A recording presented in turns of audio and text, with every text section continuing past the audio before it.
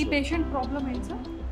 ఈ పేషెంట్ వచ్చేసి యాక్చువల్గా ఒక 1 year నుంచి ఈ పేషెంట్ వచ్చేసి కంప్లీట్గా నడవట్లేదు అనమాట.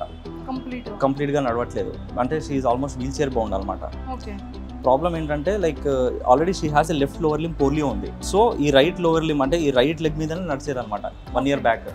సో ఇప్పుడు ఏమైందంటే బికాస్ ఆఫ్ వన్ స్పైన్లో ప్రాబ్లం వచ్చి లంబార్ స్పైన్లో ఇప్పుడు ఈ కంప్లీట్ లెగ్ మజిల్ కూడా వీక్ అయిపోయింది.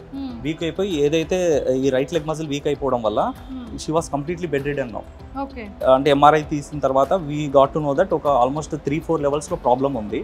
ఈయన స్పైన్ వచ్చేసి కొంచెం లైక్ స్కోలియోసిస్ ఉందన్నమాట, అంటే కర్వ్డ్గా ఉందన్నమాట స్పైన్. ఇంకోటి ఏంటంటే ఎక్కువసేపు కూర్చొని కూడా కూర్చోలేదన్నమాట.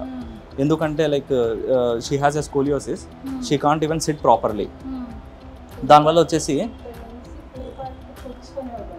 ఈ నొప్పి కూడా లైక్ బ్యాక్ నుంచి హిప్లోకి పెయిన్ వచ్చేదన్నమాట ఆ కంప్రెషన్ వల్ల. So now we did a long fixation, అంటే ఆల్మోస్ట్ మనము డార్సల్ స్పైన్ అంటే లైక్ పైన ఇక్కడ నుంచి కింది వరకు వచ్చేసి ఫిక్స్ చేసేసాం అనమాట స్క్రూస్తో. అండ్ ఏదైతే కంప్రెషన్ ఉందో ఆ కంప్రెషన్ అంతా మనం రిలీజ్ చేసేసాం. దానివల్ల ఏమైందంటే ఇప్పుడు ఈ పెయిన్ ఏదైతే ఉందో అది తగ్గిపోయింది. And she was not able to walk, she was wheelchair bound from since 1 year. ఇప్పుడు presently now she started walking. ఇప్పుడు తగ్గిందా? ఇప్పుడు నొప్పి తగ్గిందమ్మా. అసలు నిలబడినిచ్చేది కాదండి. అలాగా ఏదన్నా బోటు ఉంటేనే కానీ 10 నిమిషాలు ఆ బోటు మీద కూడా ఒక అరగంట కూడా నిలబడలేకపోయేది. ఇప్పుడు పర్వాలేదండి. రవి సార్ గారు మన గారి మీద చాలా బాగా నన్ను దేవుడు నిలబెట్టినట్టు నిలబెట్టారండి ఇద్దరు. మరి ఇప్పుడు ఇంకా ఏడవకూడదు. ఒకప్పుడు అంటే బాధపడాలి, ఇప్పుడు అసలు ఏడవకూడదు కదా, నవ్వాలి కదా.